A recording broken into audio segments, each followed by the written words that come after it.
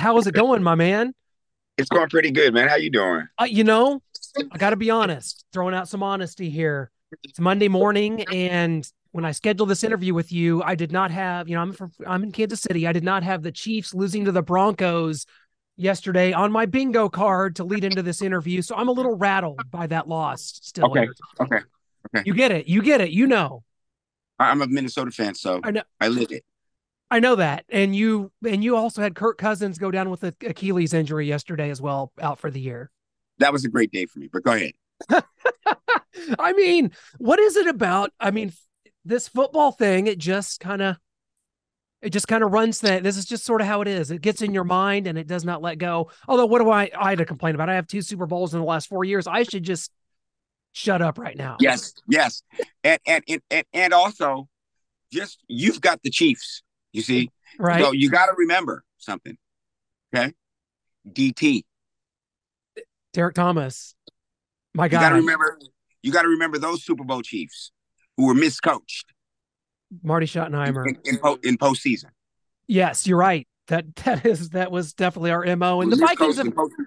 The and yet team the got themselves. The team got themselves there three times, yeah, maybe many even times. four. Right, short of championship games. Yes. Yes. Right. I know it. I lived it just like you, and the Vikings have never quite gotten to that brass ring, but it will happen someday. I'm cheering for it. There are neighbors to the north. How did you become a Vikings fan, by the way? I grew up in Washington D.C. Yep. Everybody was supposed to be a Redskin fan. I'm 6 years old. I watched the Redskins Super Bowl against the Dolphins the year after I saw this purple team in the Super Bowl with the Dolphins, and Yeah. I like this purple team's defense was off the hook. The quarterback was scrambling. They had a great offense, receivers everywhere. I was like, you know what? This year I like the Vikings, and we went to four Super Bowls from there. I mean, two more Super Bowls Right. from there. Two more Super Bowls from there.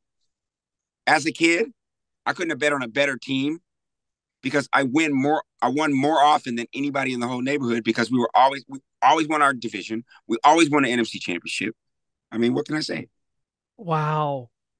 That's crazy. And you were just on with Shannon Sharp a couple weeks ago, Yes. on his podcast. What was that like? That was a great interview. I was blown away by that. It was I mean, speaking of football and just life, it was really a full circle for moment for both of us because in my career, movies, TV, and doing the things that I do, I came in touch with Neil Smith. No. Oh, Neil Smith through Derek Thomas. Me and Derek Thomas were best friends. And wow. so I met Neil through him. And so when Neil went to Denver, Neil said, "Hey man, I need you to be up here for the games with me." So I was up there at the games. It became a lifestyle for me, Denver. You know what I mean? So he had left KC, gone there, done really, really, really well. Won two Super Shannon Bowls, was sadly. Shannon was one of the players. Sure. Shannon saw me all the time there. A So what's this TV nemesis. movie star? What's this TV movie star doing at my games? But he really, you know, and that's how it worked out. Who knows?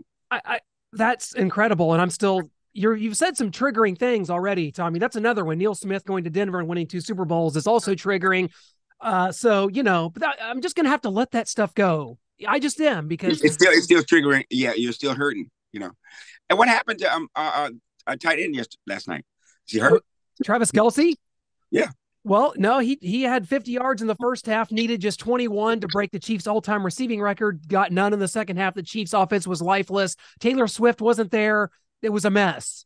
Right. You got You to get get. it. Hey, let's credit Denver's defense.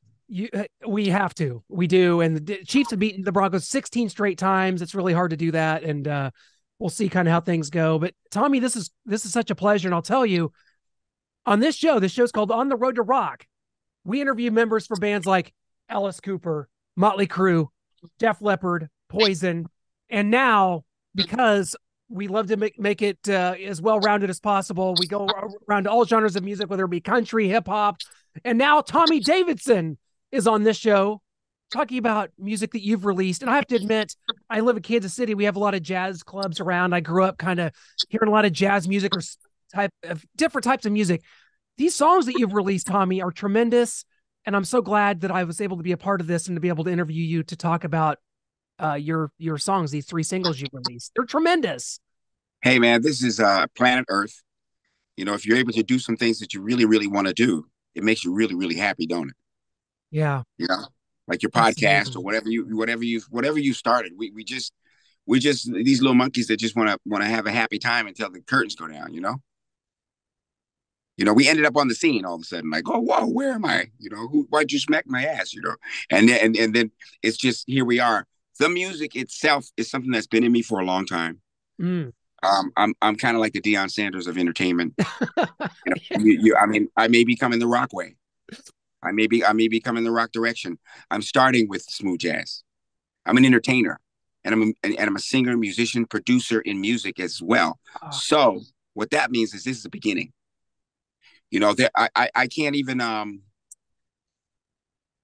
I am gonna probably finish the song I'm doing with Stevie Nicks. Well, the song that I'm putting together with Stevie Nicks,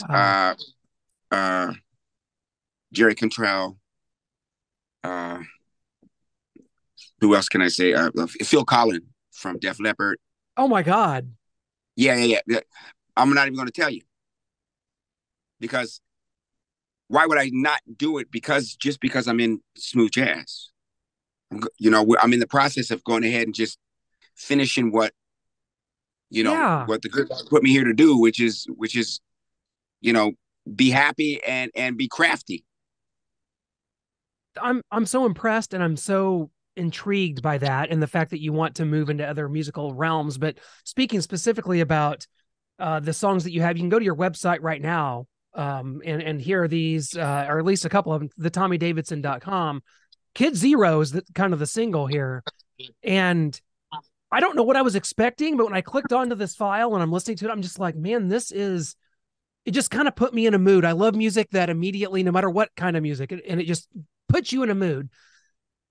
I mean, yeah, it kind of put me into a dentist chair in a way. And that is not denigrating at all. That is don't get hurt. Yeah, don't get hurt over it. Exactly. But like don't let it put you in pain. Yeah. I don't know what I was expecting. But I wasn't expecting this. And this but just kind of talk about that single, the Kid Zero song, because I think it has some excellent wraparound vocals. The music is so well constructed, and just who you worked with. Julian Vaughn, I think you worked with on this one. Julian Vaughn is actually from Kansas City. Oh wow, okay. Yeah. He's one of the top smooth jazz bassists in the whole business. Kansas City, buddy. Yeah. There you go. Yeah, there you go. Also Chieli Minucci. Mm-hmm. Out of Italy, but lives in New York, New Jersey, New York, with special effects and has worked for years and years and years. Greg Manning, another producer who does producing all around. The bottom line with Kid Zero is Kid Zero fits that listener. Kid Zero fits the listener that likes to go on journeys in their head. Yeah. Or loves the mellow side of it. I happen to be a freaking platypus and like it all, but I can groove with anyone. Kid Zero actually was my my sort of gift to me. Kid Zero's me and you, philosophically, because I can't be here and be knocking on this wood here if I'm nothing. I can't be something if I come from nothing. I mean, and when you count to one, you can count to infinity, but where does it start? It seems like nothing but what, right? But this is also the cover of the song has John Brown on it. John Brown, the abolitionist. Okay, I was left in the trash when I was a baby. I was found randomly by a white woman out of Wyoming and Colorado. That made me Kid Zero there. Okay, joining us Kid Zeros. But here's the big part. John Brown took his whole family out of Missouri and took some friends out of Kansas. And they went down and were going to abolish slavery themselves. Went to Harper's Ferry. They get slaughtered. his sons, he lives, they're going to hang him. And that painting on the front of my cover is a small African American child kissing him on the cheek. And at her feet is all these black and white children. We're all Kid Zero. That's amazingly powerful. And I did the song to spark that spirit in us, because nobody really talks about, the news never really talks about the well-meaning white people in this country, or the white people that don't have a racist bone in their body. It just says that this happened and that happened and that, and this and that and that, but it's just not true. You look at that painting, and even back then, we were just like me and you right now. That's so And that's powerful. what Kid Zero's about. Man, Kid Zero's about that. That's thought provoking, and that's like goes beyond music. And I think that's and the art, like you said, I was looking at that on your website, thetommydavidson.com, and like that scene is kind of circled, like the man kissing the child is like circled and like in red. Yeah, Kid like, Zero. Yeah. And Chief Red. Hey, maybe Kansas Red. Maybe Kansas Red, because music does that, right? Carry on my wayward son. Well, there'll be peace when you are done. Don't let your weary head to rest. Time to cry no more.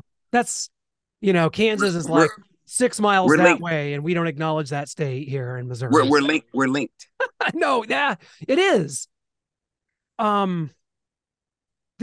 The other songs too, I want to get, because like you have I Know featuring Richard Elliott, Sweet Reunion featuring Dave Koz. These songs, like, do you feel like these songs are kind of intertwined in a way? You talked about the meaning of Kid Zero, but do you feel like these are story wise kind of intertwined in some way? Yeah. Everything that I do has some kind of a relationship to my journey, and my journey is connected to everyone else's. So with Sweet Reunion, my mom, she passed away, and I had a daughter recently, 2 years old.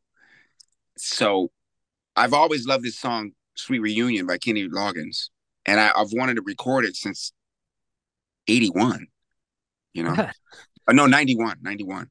And I finally got it done. And what it means to me is my mom coming back to me through my daughter. Oh, you see? So the song was so fitting. And me and Dave Koz became friends because I was on his smooth jazz tour doing comedy.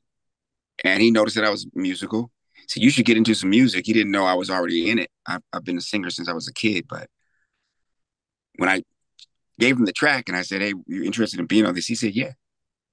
And so Sweet Reunion came to be. And Sweet Reunion is for everyone. That's interesting. The Kenny Loggins aspect, I didn't put that together. Kenny Loggins, a yacht rock, Sirius XM superstar that must be respected. I love Kenny Loggins. I have to be honest. I love 80s soundtracks, and Kenny Loggins is the king. Kenny Loggins is one of the greatest American songwriters, is what he is. Like, yeah. Taylor, we go on and on and on, a genreless, this is the reason why I got into it. I look at your backdrop and all things good. You know what I mean? That's what I'm going for. Even the Hulk Hogan down here. I try to. Come on, man. All things good. All things good, right? Well, so what kind of music were you listening to growing up? Or obviously, everything is the answer to that is everything. Right? Everything. Yeah, if you grew up in the 70s, there really was all these categories. Yeah. It was AM and FM, and if you can get them to come in clear in your bedroom, then you listen to the music. And that was everything from Rod Stewart to Earth, Wind & Fire to whatever was there. Kool and the Gang. All the stuff that we know together.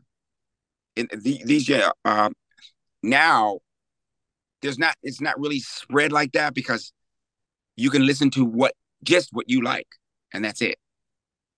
But if you don't listen to something that you don't think you're gonna like, you'll never know if you're Yeah. gonna like it. Yeah, you're right. There was a lot of even when I grew up in like the 80s and early 90s that you listened to the radio, you didn't have the opportunity to just seek out and make your own playlist. You could make your own mixtape. That took some technology and some advancement. I didn't quite reach that level for a while. Took some time. Took some time. I didn't have any girlfriends to make anything for. I don't know. But yeah, you're right. That is interesting because today it's also accessible, and yet also like a lot of people like me. We had Jesse James Dupree from Jackal on a few weeks ago, and he asked me, he goes, "When's the last time you listened to an album front to back, any album?" And I was like, I don't know. That's sad in a way that I haven't taken the time to sit there and listen to anything. Just all 10 songs, and it all tells a story, Yeah. or yeah, and that's the kind of Yeah. way we consume music, and that's kind of sad. Yeah. But we're here now. I'm sure when a car came around the corner, all the people on horses were going, look at that contraption. Probably doesn't even go up hills, you know? Probably doesn't even go up hills, man.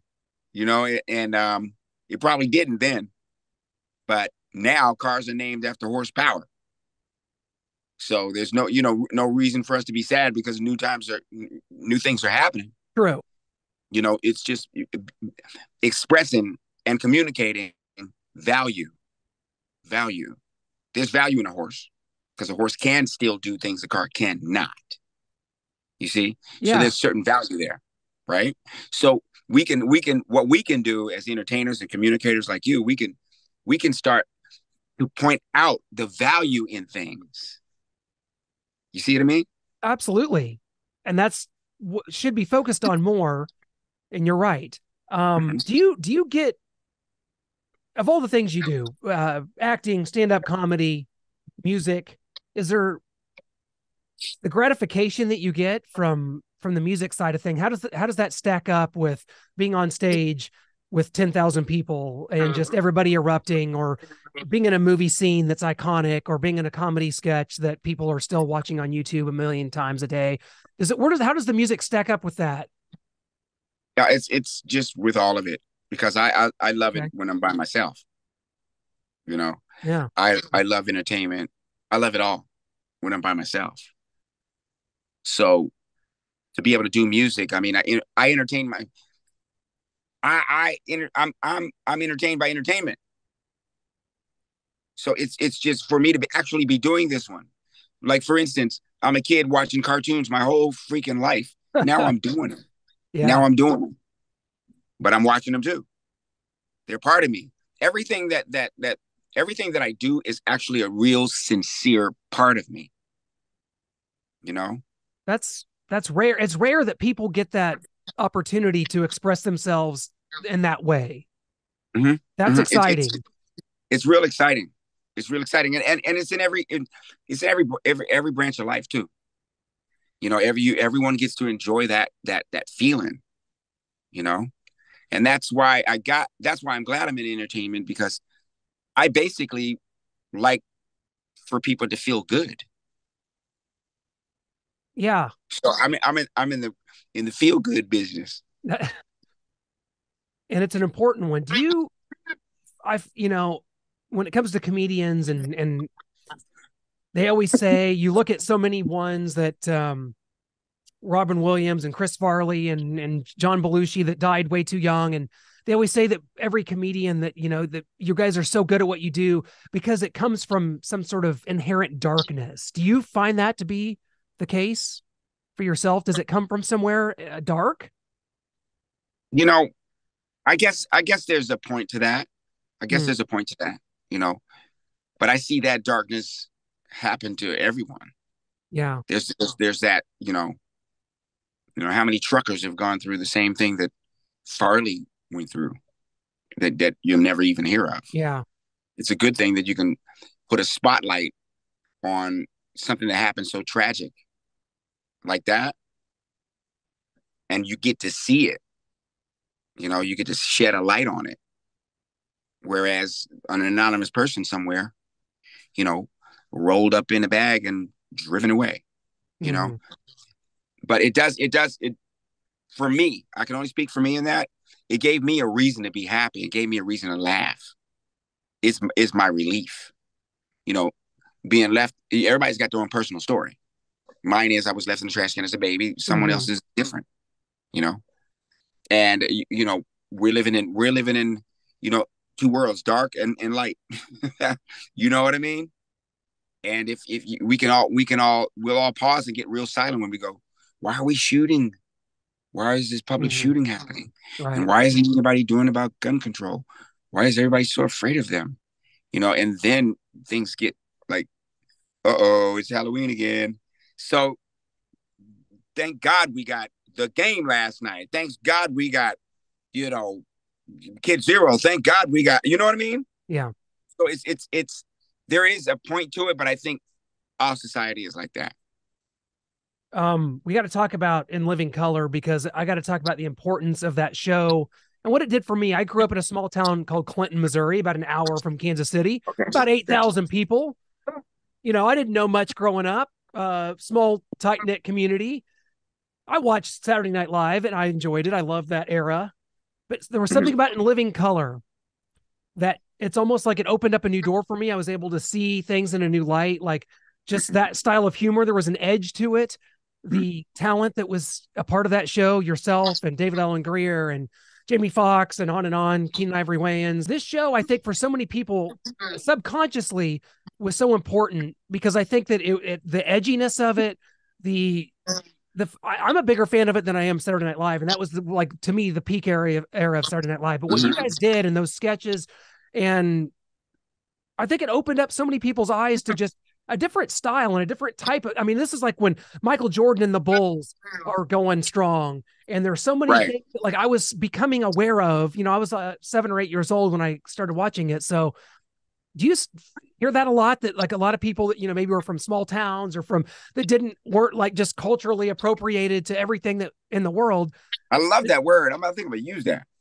Please do. Culturally appropriated. I like that. Do you think that that's the case for a lot of people? I mean, it was for me. So have you heard that before? Is that something that you take, you know, as an important thing? Yeah. It's the reason why the show did so well. Yeah. Because it got into a lot of corners of this country where a lot of white people actually didn't believe that they could identify with Black humor. They didn't think that and a lot of them are very apprehensive because they don't want to offend Black people either. So all of a sudden they're seeing this show where they can laugh openly with Black people. That's like a first. Interesting, because like it did make me like, I don't know, I went back and, you know, my mom wouldn't let me watch Eddie Murphy, but like I found Eddie Murphy Raw one night on like HBO, and I was just like, that's the funniest person I've ever seen to this day. Right. And what you guys did, like, say that again, boy. That is the funniest person I've ever seen too. The best timing. Yeah, prior, certainly. I'd watched Superman 3 and I was like, I didn't know he was a stand-up comedian. He was so good in Superman 3 that I whipped. So all that stuff, and how important that is. I mean, like, and it's just kind of funny to look back, but I'm like, that's probably around the time I started watching Martin became popular on TV, right? And like to see to see what, you know, what Martin Lawrence was doing and all these things. I think that that's really important, and part of like my upbringing that was a subconscious thing that I think that maybe a lot of people would agree with me on that. Yeah, they would agree with you on that, and that's my point of Kid Zero too. Yeah, the good thing about me being here and being able to talk and being able to walk and you know, being right here and alive is that I can point out the things that people think, and I can confirm their thinking. I can confirm, you know what? Yeah, Tommy is right, man. You know, this is a bunch of ridiculousness. And I just love to love, man. I just love to love and love to be loved. And I just want to be okay. And I want to do good things. And I want to try to be a good person. All those things no one ever really emphasizes on anymore. You know, you put that daggone phone in my hand and all of a sudden broccoli can cure the world. I'm like, where did that come from? And I'm trying to get to a song. You know, I hope that's not the case, because I could never eat it. So I hope that's fake. Um, you did Ace and Main Man. That was my jam back then. Like Tupac being on there, like what was that like shooting that part? Because like the whole people don't remember Ace and Main Man. You guys were like concert Oh bouncers. yeah, You never let the right people into the show. It was hilarious, but and you wouldn't let Tupac into his own show. And what was it like? Did you get much interaction with Tupac? And what was that like doing yeah. that? Tupac actually was a really cool person, man. He was really he's really kind of shy to me. You know, he I just heard was kind that. of he was really kind of, hey, how you doing? Like, man, I'm a big fan of yours, and and I'm like, man, thank you, man, thank you. He was very respectful, very, he was much Yeah, younger he than was me. so young. He was like 22 or So, 3 years old. yeah, you know what I mean. So it's like, for me around the way, he's a shorty, So it was just good to work with him. But he was a superstar Yeah. already.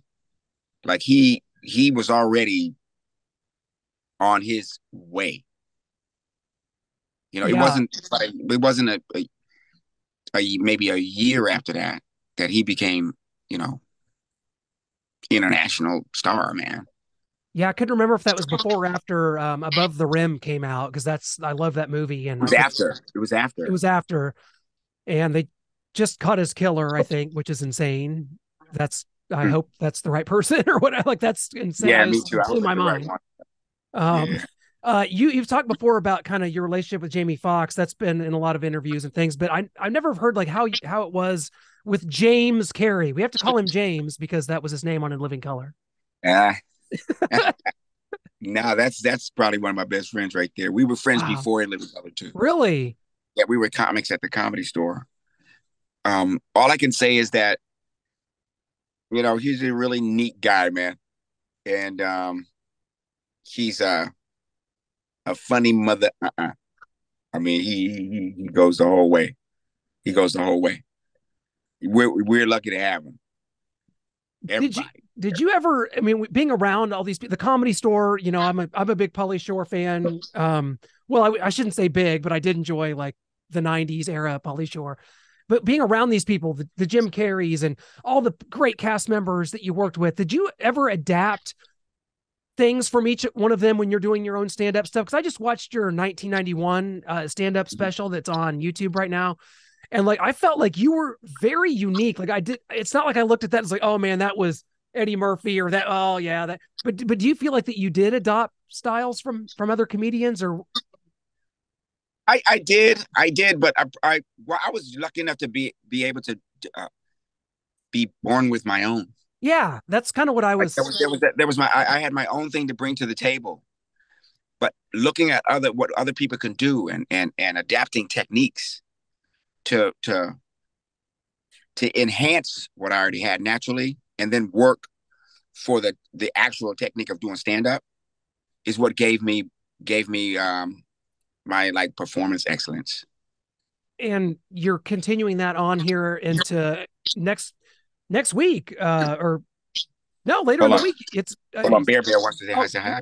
Hi, Bear Bear. Say oh my hi. goodness. Hi. Hello. Okay. There's a cutie right there. That's your two Yeah, year old right there. Oh, she had to make her appearance. I'm We were already talking about her anyway, baby. we did. I'm so You want to go glad to the cake pot with me? Ask her, baby. Take pot with daddy. that that well that is a it's hard to how do you go from there? It's like that's hard to go on from something as amazing as that, but we'll sure try. She's so cute. I You want to guys look are up the town and find out the history of that town. of Kansas City.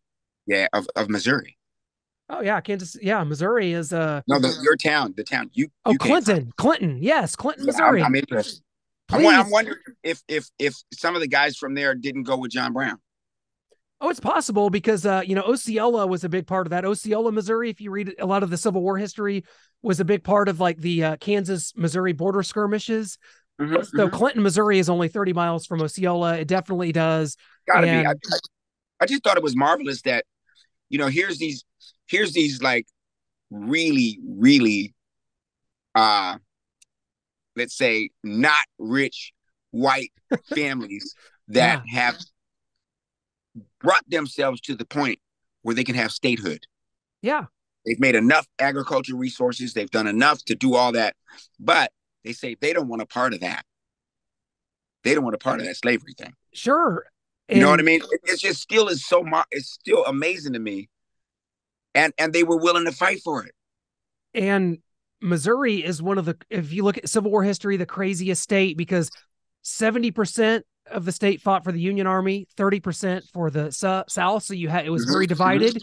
And if you ever get to Clinton, Missouri, go to the museum. My grandma, 88 years old, Mimi, is a guide there, and she would be glad to take you through and give you all of it. You made my whole day right now, man. She would be glad to do it if you're ever in town. I know you got some tour dates coming up, but you're going to be in Florida and some, Chicago. But that's what you got some dates coming up. That's going to be a blast. Is Cat Williams on some of these or on all of them? It is Cat Williams. Yeah. It is Cat Williams. For that tour, just go to what is that? The TommyDavidson.com. Yes. For all my concerts and stuff like that. I'm still a stand-up. I'm on tour for life. So, I can't tell you like what this has meant. And I really want to continue to put light on everything that you do, but specifically, the music, because, this could be for a lot of people, a first chance to discover what you do. And I want that to certainly be the case. So that the songs are there on the website. I assume that they're available also anywhere Spotify. Spotify, Apple, anywhere where you get your music, just put in Tommy Davidson. You'll see a couple of clowns attached to me, but I'm in the middle. I'm in the middle. And just, give it a listen, man. Give it those songs were made to love and made to be a part of your life. Like music is for me. Music helps me study. Music helps me think. If I'm down, music brings me up. Yeah. If I'm up, music brings me down. It's music. I make the kind of music that people can live to, because I lived to the music that made me. Well, Kansas City's history with this type of music, and you've worked with a wonderfully world-renowned artist that's a part of this scene here, and to have that tie to you, I will always remember that and remember these songs as a part of just the lore of not only this city, the genre itself, the great musicians that came before. And Tommy, I can't thank you enough. Drop me a line sometime. Come out to Missouri. We got some good barbecue here. If you like barbecue, we can at least do that. I just was there. We just were in Kansas City performing with Cat Williams. Yeah, we were. I had Gates. I did the whole Kansas City thing. The wife of Mr. Gates came to the show. What venue do you play here? My church is in Kansas City too. So I have a good time when I'm there. KC is my place. I told you, because of Derek. Right, DT, man, he's my favorite chief of all time. So that is very meaningful too. Robert was the prop master for LIiving Color, and he's from Kansas City. I love that. I think that's so the way that lives are intertwined, and you've been all over the world and all over the country, so you probably have those kind of ties in a lot of places. But I do. Luckily I do. Fortunately, I really do. I got a lot to be happy about. That's what it's all about, and I do as well. And thank you so much, Tommy, for your time and continued success, guys. The website, again, TheTommyDavidson.com. You can get it all right there, and just continue the love, continue the cycle of positivity. And Tommy, can't thank you enough, my friend. And I'll put this out there. You guys have another shot at Denver in the AFC Championship. Well, no, we won't. They will not. They're not a playoff team. They won't be anywhere near it. That won't happen. Mark it down. No Denver in the playoffs. No way. They're 3-5. Okay. I thought that last night. Like, I'm going, hey, what's going to happen here? You know what I mean? Chiefs Dolphins in Germany you better set your alarm clock. Chiefs Dolphins in Germany at 8 a.m. on Sunday. How about that? You're doing your podcast the morning of the That's AFC right. Championship in Denver. Okay. Now, no, absolutely. If you guys are in the AFC Championship with Denver, yep. Okay. You have to do a podcast with me. 100%. 100% it's on. I promise you, I got Jody Best, our publicist. I will get to her and I will make it happen. Okay. Promise. Okay. All right, Tommy. Take All her right. easy. Have a good one. Thank you right, too, man. You too. Thanks. Appreciate you, man. You All right. bet.